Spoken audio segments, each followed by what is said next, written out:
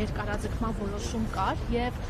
շատ կարճ ժամկետում որոշում կայացվեց նորից վերանայել։ Ձեր կարծիքով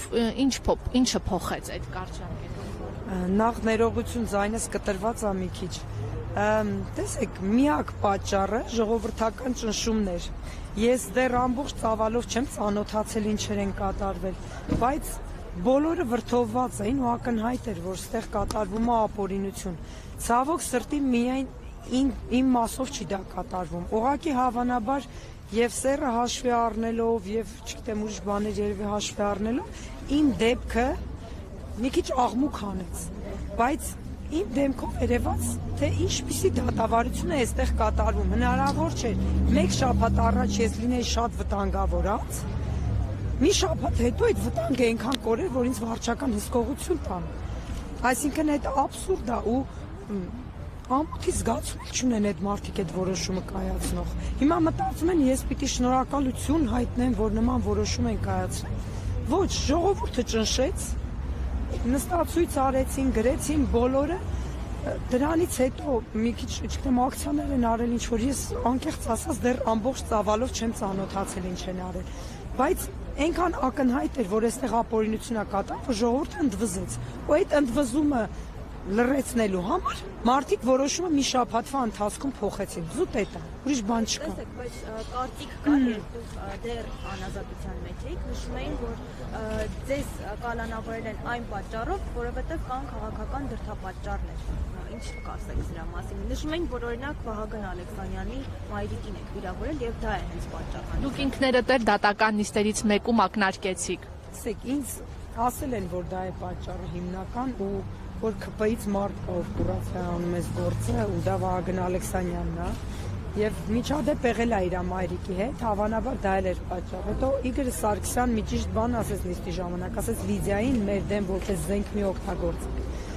Այսինքն մյուս տղամարդկանց ճնշելու համար տեսնում են, որ մարդիկ վատ են զգում իրենց։ Ասում են մեզ պահեք, Իգոր Սարգսյան ասում էր մեզ պահեք այստեղ, Լիդիան թողեք թող գնա։ Ինչ եք ես աղջիկն ես կնոջը պահում այստեղ։ Նույնիսկ իրենք էլ հանիրավի զրպարտված լինելով, հա, զրպարտություն ասա, այստեղ քրեական գործ չկա, ապացույցներից մեկի կեղծ լինելու մասին էլ բոլորն արդեն գիտեն, չէ, որ այնտեղ ինչ որ մարդկանց գյուլելու մասին խոսք չի գնացել։ Դա այտենց պաթետիկ ինչ որ պետության մասին է եղել այդ խոսակցությունը։ Այսինքն կոնկրետ ինչ որ մարդու սպանության մասին չի եղել։ Այդ ամեն ինչը հաշվի առնելով, այս մարդկանց պահում են քրեական քրեակատարողական հիմնարկներում, նաև ինձ, ուղղակի իմ դեպքը մի քիչ այդպես աղմուկ հանեց։ Ես միայն դրանով եմ տարբերվում, ու մենակ այս գործը չի։ Ես դուրս գալուց հետո լիք բաներ եմ իմացել, որ կյանքում չի պետք է, որ Հայաստանում այս քանակությամբ արդեն քաղբանտարկյալներ կան։ Մեզ մոտ Աբովյան քրեակատարողական հիմնարկում միայն ես եկին քաղբանտարկյալ, ուրիշ չկա, բայց մնացած տեղերում ահավոր վիճակ կա։ Ու ասում եմ մենակ ես չեմ, շատ են այդ մարդիկ ու մենակ այս գործով չեն։ Իսկ պետք է հիմա բոլորը խոսեն դրա մասին, ու ասեն, որ միտեղ դրան պիտի վերջ տրվի։ Ու պիտի բոլոր քաղբանտարկյալներն ազատ ցակվեն։ Իսկ առհասարակ ձեզ ինչպես էին վերաբերվում քրեակատարողական հիմնարկը։ Ինչ-որ ոչնչոտների հանդիպում չի։ Քրեակատարողական հիմնարկը ես տղաներից դատական նիստերի ընթացքում հետաքրքրվում էի պայմանների վերաբերյալ։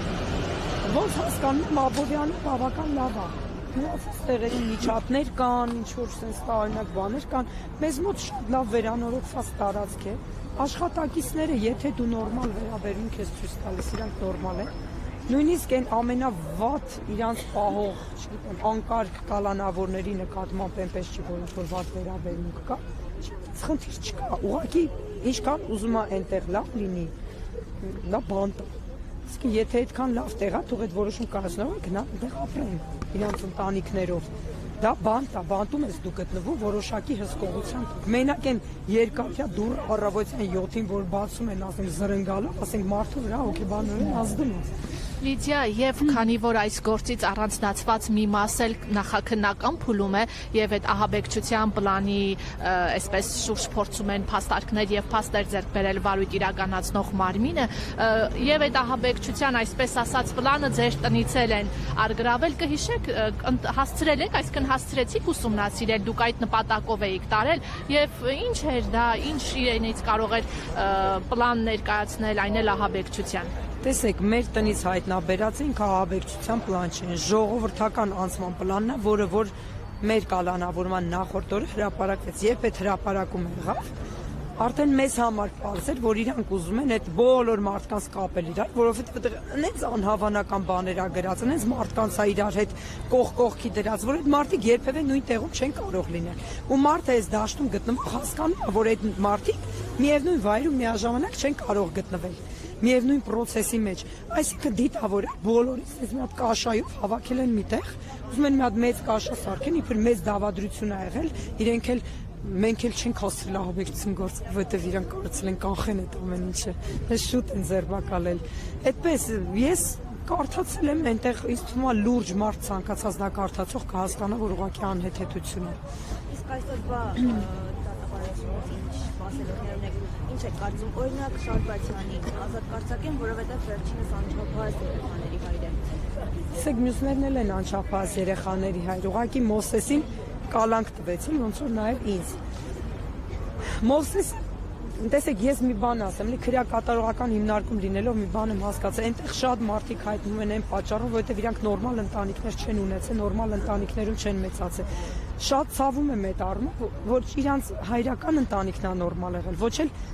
ներկայիս ընտանիքն է նորմալ։ Մարդիկ կան ընտանիքները հրաժարվել են իրանցից արդեն, ես չգիտեմ, շատ տարբեր պատմություններ եմ տեսել։ Այս գործում ներգրաված ցանկացած անձի կենսագրություն բացեք նայեք։ Հրաշալի ընտանիքների մարդիկ են, հրաշալի ուղղակի։ Նույնը Մովսեսը Շարբացյան, արվեստի վաստակավոր գործիչ Ռուբեն Շարբացյանի որդին է։ Ու մեղքը միայն այն է, որ իր հայրենիքի համար դուրս է եկել պայքարի։ Ուրիշ ոչ մի մեղք այդ մարդը չունի։ Տեսեք, անդադ փորձում են խղճի վրա դնել, ինձ էլ անդադ հարցում են Մարիկի առողջությունը ոնց է, այնտեղ առողջական խնդիր ունես չունես։ Ես ոչ առողջական խնդրի պատճառով է, որ պիտի լինեմ դրսում, ոչ Մարիկի առողջության, ոչ մի ուրիշ պատճառ չկա, որ ես պիտի լինեմ դրսում։ Մենք արդար ենք, հա Մովսեսը ունի անչափահաս երեխաներ, բայց ինքը պիտի լինի դրսում, որովհետև ինքը արդար է։ Ոնց նույն գործն է, ինչը որ իմ գործն է։ Ոչ մի բանով չի տարբերում, նույն մեղադրանքն է բոլորիս առաջադրված։ Առանձնացված որևէ բան չկա, որ ասենք Մովսեսը այսինչ բանն արել, Լիդիան այսինչ բանն արել, հա։ Այդ 16 կետերը բոլորիս համար թվարկում են։ Բոլորս նույն բաները պատրաստել ենք, այսինքն նույնիսկ այդ աստիճան իրանք անփույթ են գտնվել այս գործը սարքելիս։ Մովսեսը ունի շատ լավ ընտանիք ունի, եւ իր հայրիկը եւ իր պապիկը շատ ընտիր ընտանիքի տղա է ինքը եւ շատ լավ երեխաներ ունի եւ մեր կալանավորման նախորդ օրը մենք մասնակցել ենք իր երեխայի 40-ին ու դրանից հետո ուղիղ հաջորդ օրը մեզ կալանավորեցին։ Ես էլ ճիշտն ասած չգիտեմ մտքովս ինչ անցավ, իր կնոջ համար անթառամներ էի տարել։ Հիմա այդ ծաղիկները թարմ իրաց տանը մնում են մինչև որ Մովսես ազատվի կգնա իրենց տուն։ Մովսեսը արդար է, դրա համար ինքը պիտի լինի դրսում, ոչ թե այն պատճառով, որ ինքը ունի անչափահաս երեխաներ։ Եվ Լիդիա ներողություն կանդրադառնաք նաև այն 10 եպիսկոպոսների պահանջին, որը ներկայացվեց կաթողիկոսի հրաժարականով։ Երբևէ կսպասեիք, որ եկեղեցում նման պահանջ կներկայացնեն հոգևորականները։ Տեսեք, ես եկեղեցին իմն է, ես եկեղեցու ներսի մարդ եմ։ Իմ ընտանիքն է եկեղեցու ներսի մարդ, հոգևորական չենք, բայց մենք այսպես ասեմ, պատարակների մասնակցող, հաղորդվող, եկեղեցու կյանքին մասնակցող մարդիկ ենք մենք մեր ընտանիքով ու նաև ես։ Ես շատ բաներ ներքին գիտեմ, մեր տավուշի տարունը չեմ ուզում խոսել այդ թեմաներով։ Եպիսկոպոսներին անկեղծ ասած երբեք չեմ պատկերացրել, որ նման բան կլինի, բայց եւ ուրախ եմ, որ բացահայտվել է այդ ամեն ինչը, որովհետև շատ ավելի վատ կլիներ, որ իրենք ծպտված մնային ու գործեին ներսից։ Ուշ կարողություն վեհապար հայրապետին, այն անսասան մնացած մի քանի եպիսկոպոսի, չգիտեմ, Աստված օգնական եւ հույս ունեմ, որ այս ճնշումներին չեն ենթարկվի եւ հետ քայլ չեն անի, որովհետև այդ մարդիկ վստահաբար շանտաժի ենթարկվելուց հետո են դիմել այդ քայլի, որովհետև ներսի մարդիկ կային, եկեղեցու ներսի, որ ասում են, որ մի շաբաթ առաջ այսինչ մարդ էսպիսի բաներ էր խոսում, 10 օր առաջ, հիմա գնացել նստել է Նիկոլ Փաշինյանի դիմաց, այսինքն ինչ որ կոմպրոմատ ունեն այդ մարդու դեմ, ուղղակի երբևէ չի կարող որևէ անձնական պատճառ ավելի բարձր լինել, քան քո պետության ու քո եկեղեցու շահը։ Ինձ թվում է իրանք թույլ են եղել, թույլ են գտնվել, դրա համար այս վիճակում ենք հայտնվել ու ինչպես սրբազաններն են գրել, ես հույս ունեմ, Պետրոսն էլ ուրացավ, չէ, որ բայց Պետրոսը հետո դարձի եկավ, Հուդան դարձի չեկավ։ Հիմա Պետրոսի նման դարձի եկողներ կլինեն այդ եպիսկոպոսների մեջ հուսամ ու կվերադառնան ճիշտ ուղի։ Այդպես, ձեզ շնորհակալություն կներեք ձայնիս համար։